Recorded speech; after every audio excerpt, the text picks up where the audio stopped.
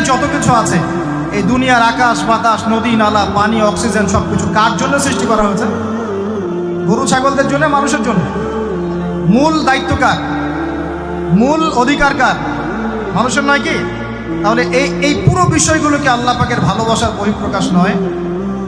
হ্যাঁ, আচ্ছা, এবার আসেন, আল্লাহ পাক আদম আলাইহিস সালামকে সৃষ্টি করে সমস্ত নাম শিক্ষা দিয়েছেন। এই যে নাম শিখানো মানে জ্ঞান শিখানো, এই জ্ঞান শিখানোটা কি আল্লাহর দয়া ভালোবাসা নিদর্শন নয়? একটু ধরাই দিচ্ছি আপনাদেরকে। এবার সামনে আসেন, আল্লাহ পাক ফেরেশতাদের সামনে তাকে উপস্থাপন করলেন, করে বললেন সব ফেরেশতা তোমরা যারা আছো সেজদা করো আদমকে। এই যে আমাদের পিতাকে সম্মানিত করা হচ্ছে, এটা কি ভালোবাসার বহিঃপ্রকাশ নয়? এবার আমাদের পিতাকে সম্মানিত করা হলো, ইবলিস সেজদা করলো না, সে কিয়াস করলো, বাতিল কিয়াস যুক্তি দিল আমি তার চেয়ে শ্রেষ্ঠ ইত্যাদি। আল্লাহ পাক ইবলিসকে অভিশপ্ত করলেন, আমাদের পিতা তাকে জান্নাতে রাখলেন।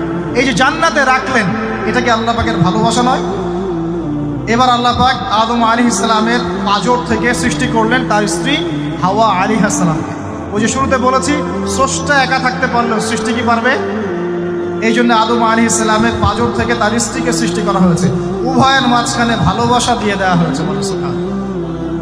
এই জেনা ভালোবাসা নিদর্শন নয়, বিয়ে শাদী হচ্ছে ভালোবাসার নিদর্শন। আল্লাহ বলেছেন সূরা রুমের মধ্যে, ওয়াজআলা বাইনাহুমা মাওয়াদ্দাতা ওয়া রাহমা, আমি আল্লাহ স্বামী স্ত্রীর মধ্যে ভালোবাসা এবং হৃদ্যতা সৃষ্টি করে দিয়েছি। বলেন সুবহানাল্লাহ।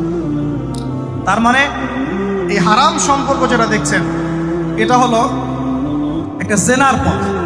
আর যখন আমরা হালালভাবে বিয়ে শাদী করবেন, আপনারা করবেন, তখন দেখবেন আল্লাহ পাকের পক্ষ থেকে ভালোবাসা সৃষ্টি হয়ে যাবে ইনশাআল্লাহ। অতএব ওয়াদা করতে পারি তো আল্লাহর কাছে যে নিজের চরিত্রকে পবিত্র রাখবো ইনশাআল্লাহ, হারাম কোনো সম্পর্কে যাব না ইনশাআল্লাহ, কোনো সহি প্রেমেও যাব না ইনশাআল্লাহ। এটা সহি প্রেম আবার কি জিনিস? দিনী ভাই দিনী বোনের মধ্যে এখন প্রেম চলে,